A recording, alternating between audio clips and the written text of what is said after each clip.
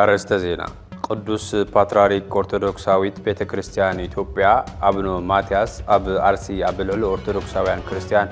ተፈጽሙ ዝተባሃለ መጥቃዕት አመልክቶም ጽኑዕ መጠንቀቅታ ከም ዝሃቡ ተገሊጹ። አብ ዞባ ደቡብ ትግራይ ወረዳ ኦፍላ ጣብያ ዓዲ ሹምብርኸት ፍሉይ ቦታ ሓባት ቤተክርስቲያን ሐዋርያ ትማል ምሸት ሓደጋ ባራዕ ሓው ከም ዘጋጠመ ተገሊጹ። ኢራን አብ ከባቢ መጻብቦ ሆርሙዝ ተፈጸመ መጥቃዕት ጽዒቡ ኣብ ውሽጢ መጣብ ዝርከቡ ወታደራዊ ትካላት አሜሪካ በሚሳኤላትን ሰብ አልቦ ነፈርትን መጥቃዕት ከም ዘብጽሐት ተሓቢሩ።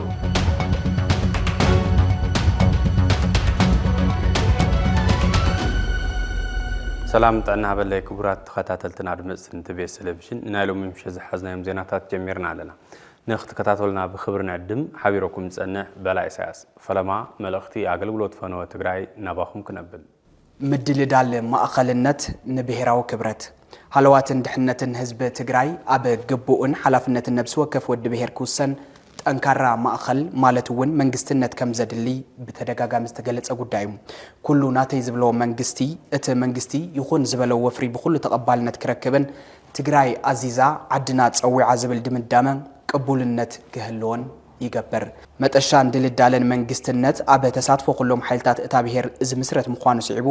ትግራይ ንሕብሪ ንብዝሒ ንወፍሪ ንቅርጽን ትሕዝቶን ደቂ ትግራይ ዝመስል ማእኸል ክህልዋ 3 ዓመት ከም ሓንቲ ዕለት ብዙሕ ተዘሪቡ ፕሪቶሪያ ዝሃበን ውስን ጸጋታት ምስሳን ክከኣል ኣብ ቅድሚ ጸላትኻ ግርማን ማእገርን ዘለካ ኾንካ ንምቕራብ ዝቐለለ ዝባንካ ክብድ ኢሉ ክረአን ምግባር ኣድላይ ነይሩ። እዚ ምግባር ብሔር ካብ ፍርሰት ህዝቢ ካብ ጽንተት የድሕን ጥራይ ዘይኮነ ነቲ ኣብ መሪሕነት ዘሎ ሓይል እውን ስሙ ኣብ ድሙቕ መዝገብ ዘጽሕፍ ታሪኻዊ ኣጋጣሚ ነይሩ። ባኺኑ መኺኑ በኒኑ በዚ ምኽንያት ድሕረ ፕሪቶሪያ ትግራይ ብጸቢብ ናይ መንግስትነት ናይ ቅልውላው መትረብ ተሓልፈላ። እዚ ድማ ድሕንነትን ሕውየትን ዝግባኣ ትግራይ ኣብ ኣፍደገ ብተና ክትኣቱ ምኽንያት ኮይኑሎም ኣብ ውሽጣዊ ቅልውላውን ቀጻሊ ጥፍኣትን ዘላ ትግራይ ብዘይካ ንሕብሪ ንብዝሒ ንወፍሪ ንቅርጽን ትሕዝቶን ደቂ ትግራይ ዝመስል ማእኸል ምምስራት ዘላቒ ፍታሕ ዝርከቦ ኣይመስለን። ንትግራይ ዝሓሊ ንትግራይ ዝመስል መንግስትነት ኣብ ምህናጽ ይረባረብ። ምድልዳል ማእኸልነት ንብሔራዊ ክብረት ማሕበረሰባዊ ሓላፍነት ቲቢኤስ። ቅዱስ ፓትርያርክ ኦርቶዶክሳዊት ቤተክርስቲያን ኢትዮጵያ አቡነ ማትያስ አብ አርሲ አብ ልዕሊ ኦርቶዶክሳውያን ክርስቲያን ተፈጽሙ ዝተባሃለ መጥቃዕቲ አመልክቶም ንመንግስታዊ ትካላት ጽኑዕ መጠንቀቅታ ከም ዝሃቡ ተገሊጹ። ሓይልታት ጸጥታን ሰበስልጣንን ልዕሊ ኩሉ ኣብ ንድሕንነት ዜጋን ሓላፍነት ክወስዱ ይግባእ ምስ በሉ ሓለፍቲ ኣብ ስልጣን ኣብ ዝጸንሑሉ እዋን በብብጽሒቶም ክሕተቱ ምዃኖም ገሊጾም። እቶም ኣቦ ኣብ አርሲ ኣብ ልዕሊ ቤተክርስቲያን ኦርቶዶክሳዊት ክርስቲያንን ዝተፈጸመ መጥቃዕቲ ምኽንያት ብምግባር ኣብ ዘሕለፍዎ መልእኽቲ በቲ ጉዳኣት ዝተሰምዖም ሓዘን ገሊጾም። እቶም ፓትርያርክ ኣብ መልእኽቶም ብዛዕባ ብልዕሊ ደቆምን ቅድስት ቤተክርስቲያንን ኣብ ሃገረ ስብከት አርሲ ኣውራጃታት ዝተፈጸመ ዘስካሕክሕ መጥቃዕቲ ብዝተሰበረ ልቢ ዘስምዕዎ መደረ ትካላት ሚድያ ኣጀንዳ ገይረን ኣለዋ። ንሓደ ክፍለ ዘመን ጸንሐት ቤተክርስቲያን ቅዱስ ገብርኤል ጠላታን ምስ ተቃጸለትን ቤተክርስቲያን ካራ ኩፍቲና መድሃኒ ዓለምን ምስ ተዘመተትን ካብዚ ሕልፍን ትብልውን ብዙሓት ኣመንቲ ተቐቲሎም ኣማዓይት ሰባት ካብ መንበሪኦም ተመዛቢሎም ምርኣይ ንቤተክርስቲያንና ኣዝዩ ዘሕዝን ፍጻመ እዩ ክብሉ ብፁዕ አቡነ ማትያስ ገሊጾም። ቤተክርስቲያንና ኣብ ምድራዊ መከራ ንኣመንቲ ክትጽናንዕን ከላ ኣብዚ ግዜ እዚ ንበዓላት ሳቐ ጥራይ ዘይኮነትስ ኣብ ምድሪ አርሲ ብተደጋጋሚ ዝረአ ዘሎ በደልን ክሳዕ መዓዝ እናበልና ኣብ ኩላትና ልብና ናይ ጣዕሳን ሓዘንን ሕቶ ፈጢርልና ኣሎ ክብሉ እቶም ብፁዕ ኣቦ ገሊጾም። ስለዚ ኩሉ ኢትዮጵያውያንን ኣመንትን ብመንፈስ ሕውነትን ሓድነትን ተጠርኒፎም ኣብ ጎኒ ቤተክርስቲያን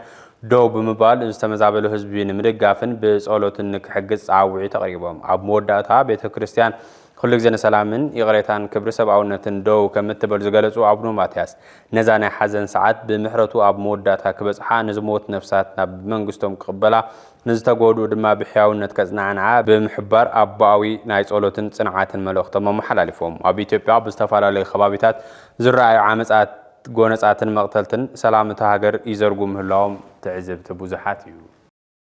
ኣብ ዞባ ደቡብ ትግራይ ወረዳ ኦፍላ ጣብያ ዓዲ ሹምብርኸት ፍሉይ ቦታ ሓባት ቤተክርስቲያን ሐዋርያ ትማል ምሸት ከባቢ ሰዓት 7 ናለይቲ ሓደጋ ባርዕ ሓዊ ከም ዘጋጠመ ተገሊጹ። ሓደ ካብቲ ከባቢ ዲያቆን አብርሃ አስማማው ምስትካልና ኣብ ዝነበሮም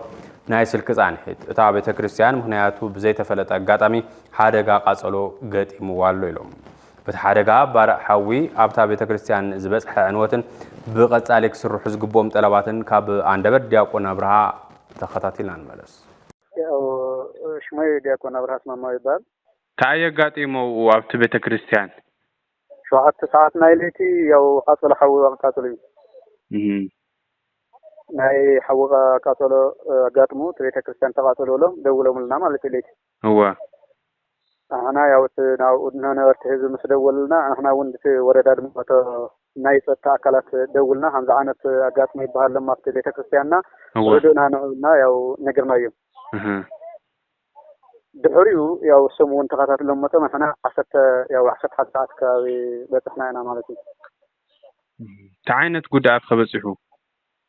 ጉዳት ጠቅላላ ብስሩ ቤተ ክርስቲያንስ ከም ዘሎ ተቃጥሉ ወድሚ ንብረት ብስሩ ተዝነበረ ቅርስታት ብስሩ ከም ዘሎ ተፋመዩ መንበር ከም ዘሎ ያው መንበር ባዓውዩ መንበር ተቃጥሉ እዩ ጽላት ናይ ጴጥሮስ ጳውሎስ ጽላት ተቃጥሎም እዮም ጽላት ዓይነታት ጽላት ደርጋ 7 ጽላት ተቃጥሎም እዮም ብልኾነ ዝርዝሮም ናይ ጴጥሮስ ጳውሎስ ቅዱስ ሚካኤል ጽላት ኪዳነ ምሕረት ጽላት ገብረ መንፈስ ቅዱስ ጽላት ናይ ጊዮርጊስ ጽላት ማለት እዮም በቃ ጥቅሙ ወጻዮም ኮይኖም ዘለው እዚአቶም ከም ጥቅሙ ወጻኦም ኮይኖም አለው ካልኦት ወንድ ተመሳሰልቲ ክርስታት ነይሮም ናይ ተዓዲ ናይ ቃደም ገዳሚ ነይሩ هو እቶም ክርስታት ዓይነታት አይኖሮም ጽንሃ ናይ ቃደም ነይሩ ብሱር ናይ ጥንታዊ ጽንሃ ክልተ ጽንሃ ተቃጥሎም እዮም ጽንሃ አይቅርታ ጽንሃ 6 እዮም ተቃጥሎም هو መሳቀል እፀ መስቀል 6 ተቃጥሉ ብረት መስቀል በተመሳሳለ 8 ተቃጥሉ هو 3 ተቃጥሉ ጻሕሊ 2 ተቃጥሉ አልባሳት በተመሳሳለ ግምጃታት ያው ናይቶም ድነወር ቀዳሲያን በተለዋጭ 10 ተቃጥሎም 10 ተቃጥሎም ማለት እዩ መስገ እንትነው ማለት እዩ መስቀያር ግምጃ ማለት እዩ መቆሚያ በተመሳሳለ ልዕሊ 300 ወድመዩ ተናጽል 200 ልዕሊ 200 ወድሞም እዮም ሓሙሽተ ከወሮ ኣብ ማህሌት ዝነበረ ተቃጥሉ እዩ መጽሐፍቲ ስንክሳር ብራና ናይ ቃደም ቅርስ ዝነበረ ናይ ዓመት ዝሓዘ ስንክሳር ብራና ተቃጥሉ እዩ ሃይማኖት አበው በተመሳሳለ ተቃጥሉ እዩ መዳሉ ዝባሃል ያው ደፋትር ዘገልግሉ መዳሉ ተቃጥሉ እዩ ሰለስታን ተቃጥሉ እዩ مش መጽሐፈ ክርስትና ከም ዓይነታት ካውላለው ከዘዝረልها መጽሐፈ ክርስትና መጽሐፈ ጳውሎስ ግብረ ሐዋርያት ራእየ ዮሐንስ ግጹ ፓትራኖስ ባል ዝማሬ መዋስት እዚኦም ተቃጥሎም እዮም ሃምዘለው በተመሳሳለ ያው መጓናጸፍ ያው ናይ ቤተክርስቲያን ከም ዘሎ ተቃጥሉ እዩ ስለ አድኖ ፕላስቲክ ወንበራት ወን ነይሮም ናይ ተመገልገልቲ ቤተክርስቲያን ተቃጥሉ እዩ ወንበር አግዳሚ 8 ዝበዝሖም ተቃጥሎም እዮም ወርቅ መንበር ነይሩ 4 ተቃጥሎም እዮም ሶላር ምስ ሙሉ ማይክሮፋይናንስ ማይክሮ ማለት እዩ ከም ዘሎ ያው ወድመዩ ናይ ግድግዳ ሰዓታት ነይሮም ተመሳሳለ 4 ነይሮም ሰሙን ተቃጥሎም እዮም እዚኦምን ኣብ ላዕሊ እዚኦምን ዝተገለጹት ንብረታት ብሙሉ ብዕለት 25 09 ዓመተ ምህረት ንዕለት 26 2018 ዘጽብሕ ስለተቃጠሉ ብትሽ ያው እቲ ዝተሃለ ኣብ ላዕሊ ተጠቀሰ ዝርዝር ዓይነታት ዝርዝር እቲ ሕብረተሰባዊ ተጻዋጹና ናይ ንብረት ዋጋ ዘውጾ እትዕንወት ዘጋጠማት ቤተክርስቲያን ማለት እዩ 623 ሚሊዮን 747 ዝብል ግምቱ አቅርቡ ማለት እዩ ሕብረተሰብ ዓይነት ንብረትስ ወድምና ደብል ማለት እዩ እዛት መንግስቲ ኣብ ግምታቱ ክንከተልና ቱሪስትም ካልኦት ምግባርተናይን بالتماسل هذا نقول كله نلملكته نجاس هذا تجرين نكال سهلنا يا طاوعتنا ناطر مالك جاتنا السو جاري مسجن ذيك سوكا حلنا قدرات يلا صبغ شئت بيت كريستيان ناب نبور قلقالته نكملس آمنت ون متيوم بتناي بيت كريستيان سرعات نخقلقالو من انتهي كجبر له تلاو قصالي كابلو مجمرو ያው ካብለም ጀምሩ እትዝ አጋጠመ ነገር አጋጥመ ኦሬዲ ነገር ግን ያው ሁሉ ከምዘለ ሁሉ ናይታ ተካስተልተ ሃይማኖት ኦርቶዶክስ ተዋህዶ ቤተክርስቲያንን ሐለፍተ ኦርቶዶክስ ቤተክርስቲያንን ናይ ዝምልከቶ ሁሉ ቤተ መንግስትን አብያተ ቤተ መንግስት ጽሕፈታትን ከምዘለው እቲ ገዳም ቤተክርስቲያን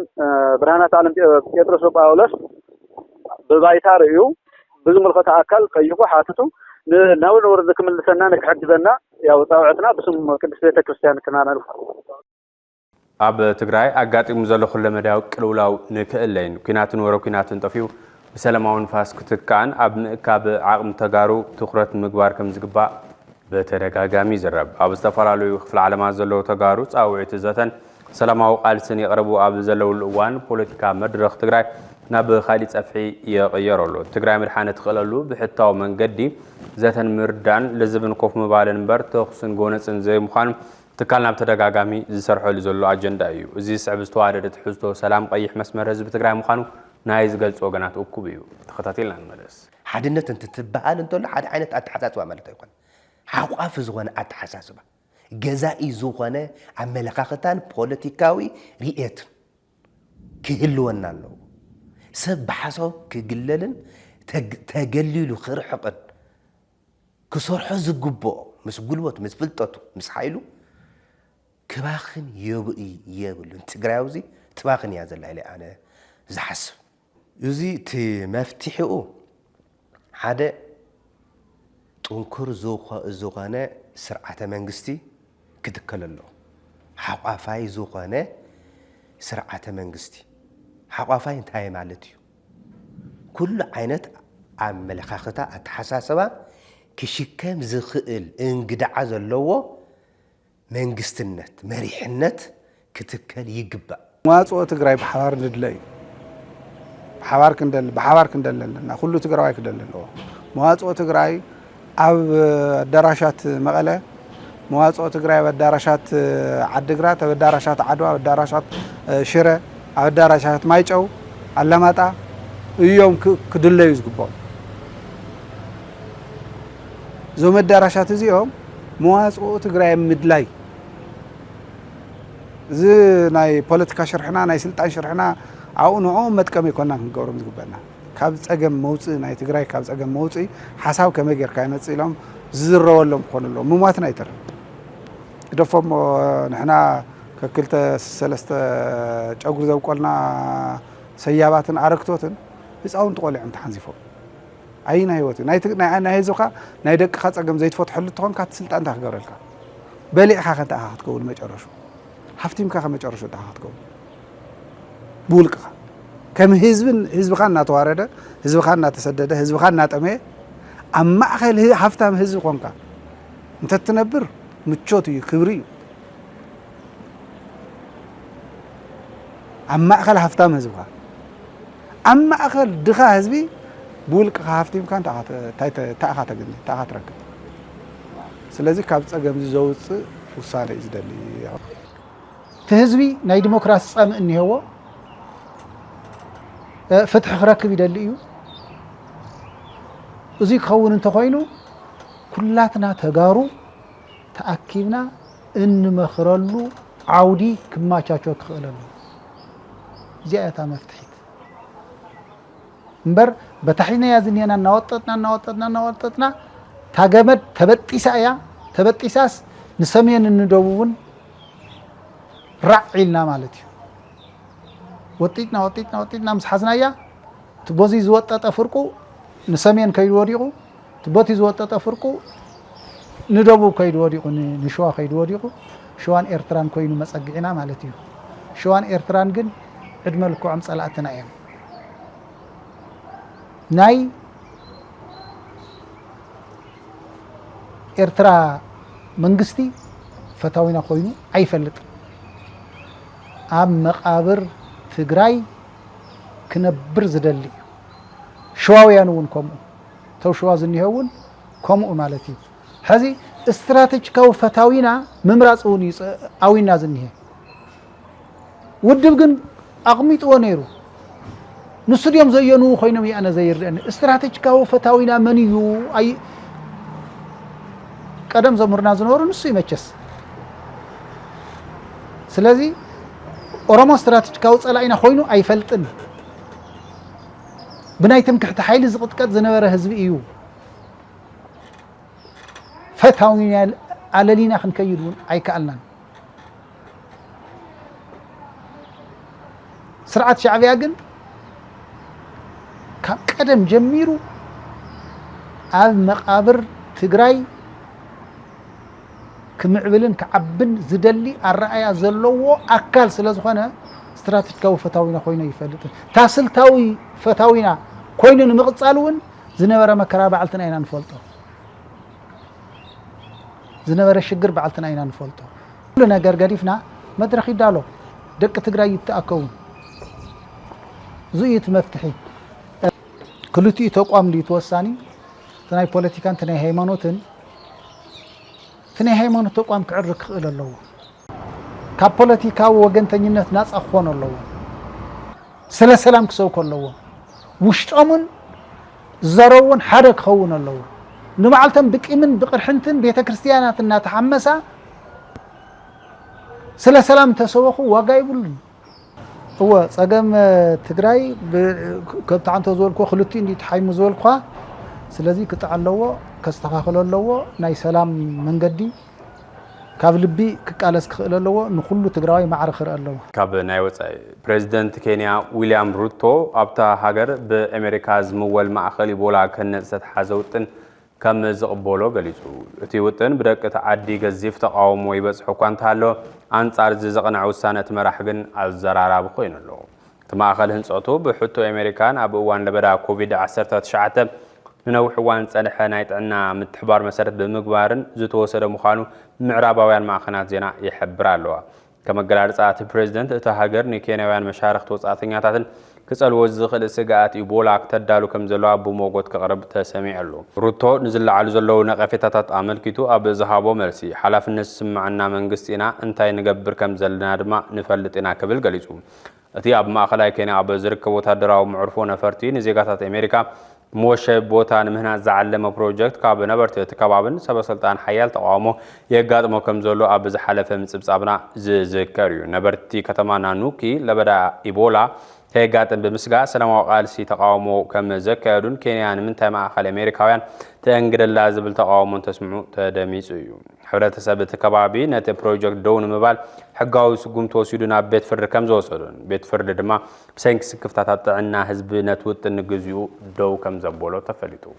كوينات روسيان يوكرينن لومون اب خالق وحزموت يغعز كم زلو تحبرو اب مونغو روسيان يوكرين اب زكاد زلو كينات روسيا اب زي قربا اوان اب على يوكرين اب استخدام متقاعت نفرتي 18 سبات كم زموتو رغاغزا كابتوم غدات حد ود 8 عامت هزان حانت غالن ستيتن ريساتاتوم ابتي مفرراس كم زترخبت تغليزو سب مزيت هاجر اب دينو بروب استفصم متقاعتي 10 سبات ابرس كتما كييف دماش 7 كم استقتلوا حبيرهم بريزيدنت يوكرين زلسنكي علامه روسيا اب ملا يوكرين زركبو سيفيلاو تحت قرصن ممنጨው ኃይል ኤሌክትሪክን ምዕናው ምዃኑ መሰብረ ብዘይካቶም ዝሞቱ ልዕሊሚት ሰባት ብኸቢድን ቀሊልን ቆሲሎም እዮም ክብል ገሊጹ በአንጻሩ ሩሲያ ድማ መጥቃዕትነት ቀዲሙ ዝተፈጸመ መጥቃዕት ምላሽ ንማሃብ ምዃኑ ገሊጻ ኩናት ዘምጾ ጣጣን መዘዝን ካብ ሩሲያን ዩክሬንን ከምውን ካብ አሜሪካን ኢራንን ዝተረደ መሪሕነት ናብ ጎነት ዘምርሑ መንገድታት ብምዕጻው ናብ ልዝብን ዘተን ከምርሕ ጻውዒት ብዙሓት እዩ إيران أب كبابي مصاب هرمز تفصم مطقعت صعيبو أوش مت أب زركبو وتدراو تكالات أمريكا بميسايلاتن 7 نفرتن مطقعت كم زبص حتى حبلو سلاماوي حلوا سورة إيران أب وش مت أب زركبو وتدراو تكالات أمريكا ሚሳይላትን ሰብአልቦ ነፈርትን ከም ዘወንጨፈትን መጥቃዕት ከም ዘብጽሐትን ዝጸብጸበ አልጀዚራ ኮይኑ እቲ መጥቃዕቲ ኣብ ባሕሬን ዝርከብ ዋና ቤት ጽሕፈት ሓምሻይ ሓይለ ባሕሪ ኣሜሪካ መደበር ኣየርን ካልእ መሳለጥያታትን ኢላማ ዝገበረ እዩ ተባሂሉ ቴህራን ኣብ ጥቓ መጻብ ሆርሙዝ ኣብ ልዕሊ መርከብ ነዳዲ ኢራንን ትሕቲ ቅርጺ መራኽብታትን ኢራን ፈጺማቶ ዝተባሃለ መጥቃዕቲ ሕነን ምፍዳይ ምዃኑ ድማ እዩ ዝግለጽ ዘሎ እቲ ሕነን ምፍዳይ መጥቃዕቲ ኣብ ባሕሬንን ኩዌትን ኣብ ዝርከቡ ወታደራዊ ማዕስከራት أمريكان مشاركت مسألة تتوقع مسائلات سبع البون فرتن زت تقالل يتباهلهم وزحت يوم تقوم مسائلات بسرعة مكلخ الأير كم استعاقته ويدما أب إعلام كم زي بسحون سرعة مكلخ الأير كويت كم زتوافرون سراوة أمريكا أب تزوبا أب ذكر زولو سرحتات مكلخ عليه حجز كم زولون تجلس أمريكان سيفيلاوي ترافيك بحرية بحر غازوت زنابلا سبع البون فرت كم زودة قتل أز سقومتي عرس مكلخ على نيو بمبال جالس أتو أب موداتا TBS TV سرعة فنوا كاب جمر الوان فليمو ببور حفلنا تخرت عن فتنا نسرة زينان مدبات نقاريزهم أب مفنا ومزنو حيزكر زي حزنا زلنا ورحي ورح جنبوت أبدا تجرين زحلفوا حمش عمتاز غزلوا عبيت هزباوت أجمعات حزون صفحات عمبوت وشخم يخدم مهلام صعبوا يفرزلوا كبر بهر يحسزلوا دموع تاريخا يبتنزلوا من نتا وبعتان سقعت كينات حوس وك فترة زخر وركات أب مقرام زدها بخينو نهارو كينات نمكل خال بايتا سلام نمسفحان كموتشو أب مكاب عقمن مكفال كفافال حسابن كسماديو بحر اللي كانن بوليتيكانياتاتون تامن قسن نتقلب زلا تقراي ساقام لتقراي أب تقراين بدك تقراين أب كندن ملايين فتان حق تراخات قليون سمين قليون دابو بتفناجلو نهار بوليتيكانا بتخنتات تقارنتاتن ربح حزب حيزون بزخور قونساتن زقلص خوينلو ابزي كمزي زبل منفلጫል متخان مدفا صقم محدران كابول كسب كسب تكالا زرزلو سفيحنا فرصتن بخنتن حدغا دمر وصيتن ببدار ربح حزبن مغدال كبر بهرني خوينو زخيد زلو تግራይ ካባታቱ ዘላኹ ለመዳው صقم ክትወጽን ህዝብናና በግቦ ክብሩ ከመለሰን ኣብ ሞንጎ حواز زلو ሰናያ በዚ ሓድነት ክስስን ኣብ ዝገብሩ ተራኻት አሪፍኻ مسرح حدلاዩ نبل ترخ ميديان كومونيكيشن رب حدن حزبن بزخون منقد مازينخ بممرح متشا حزباو بايت تخروت نابز قبر قال سانفت نمتاو تبي استقلال زينان مدباتهم بزي استقانيو كغبريو لو منه تعصوا ايكونومياوي عصوا دارغا مولو يخوين زلو تግራይ ምስ ማእኸል ዓዲ ዘራኽብዋ ዝነበሩ ኢኮኖሚያዊ ጉዳያት እውን ሙሉእ ሓፂኦም ኣለዉ በጢሶም ኣለዉ ከምዚ ኢልካ መቕፃል ኣይከኣል መፍትሕታት ስለ ዘይብሉ ኣይኮነን መፍትሕታት ኣለዎ እዮም ብተራዳዲኻ ይፍታሕ ዶ ይኸውን ይቃለል ዶ ይኸውን ብዝብል እዩ ዝኩሉ ትዕግስቲ ተወሲሉ ዘሎ ደጊም ግን በቃ ናብ ዘይቕፅለሉ ደረጃ ተበፂሑ ስለ ዘሎ ትግራይ ፍልይ ዝበለ መፍትሕ ተናድየሉ ደረጃ በፂሓ ኣላ ከም ዝፍለጥ ምስ ጎረባብቲ ህዝብታት ምስ ጎረባብቲ ዓድታት ጽቡቕ ምሕዝነት እዩ ዝፍጠር ዘሎ እቲ ምትእማን ዓበይ እዩ ዝኸይ ዘሎ ናይ ሓባር ሓደጋ እውን ኣንጻላልይዎም ኣሎ ዞም ህዝብታት እዚኦም ስለዚ ትግራይ ምስ ማእኸል ዓዲ ዘራኽባ ዝነበረ ኢኮኖሚያዊ ጉዳያት ሙሉእ ዓፂዎ ስለ ዘሎ መንግስቲ ኢትዮጵያ ትግራይ ከምዚ ኢላ ክትቀፅል ኣይትኽእልን ኣማራፂ መፍትሒ ተወስደሉ ደረጃ በፂሓ ኣላ ዝብል እምነት እዩ ዘለኒ ስለዚ መፍትሒ ኣለዎ እዩ ናብዞም መፍትሕታት እዚኦም እተኣትወሉ እዋን በፂሕ ኣሎ ዝብል እምነት እዩ ዘለኒ ስለዚ በዚ ጌርና ኢና ክንፈትሖ ከም ፖለቲካ ፓርቲ ናይ ትግራይ ሽግር ብትግራይ ክፍታሕ ዝግብኦ ኣብ ትግራይ ዘሎ ሽግር ማለት ብዙሕ ዘፅግም እውን ይኾነ ይኩ ተዋና ነገር ቀንዕና እዩ ዘድልዮ ተዋና ነገር ገሊኦማ በቃ ኩሉ ሻዕ ላዕሊ ኮይኑ ዝነበረ ሰብ ማዕረ ምዃኑ ዘፅልኦ ማዕረ ምዃኑ ልክዓም ልተሓተ ዝመስሎ ነገር ኣሎ ፍቱ ዘሎ ጉጅለ ፍቱ ፍንጫል ንሕና ንብሎ ዝረአዩ ዘሎ ሽግር እውን ኣነ እንድሕለይ መራሕኩምስ በቃ ትግራይ ትምራሕ እዩ ኩሉ ሻዕ ደረቕ ፖለቲካና ኣሎ ወይ ንሕና ወይ ንሶም ማለት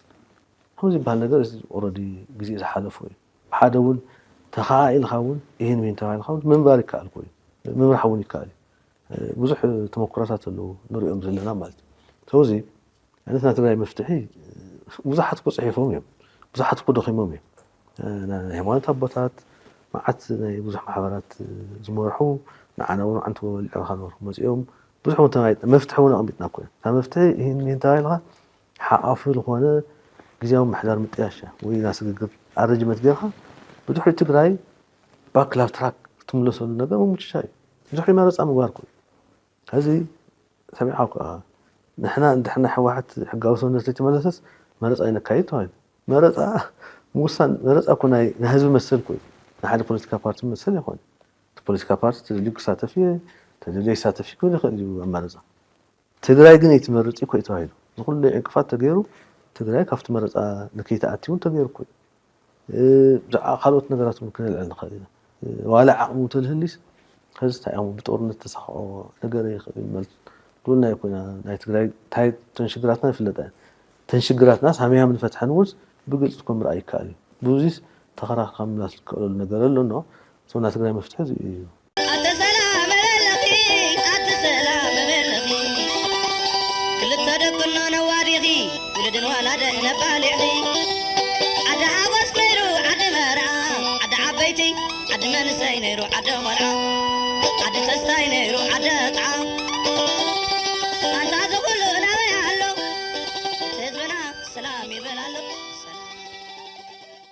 كبراتن كبرانن زيناتاتنا كتكتاتلو صناح ويمسل نيرو مسترفو خالوت مدلاوات تبي اصحاب رخمنا صنحو سلام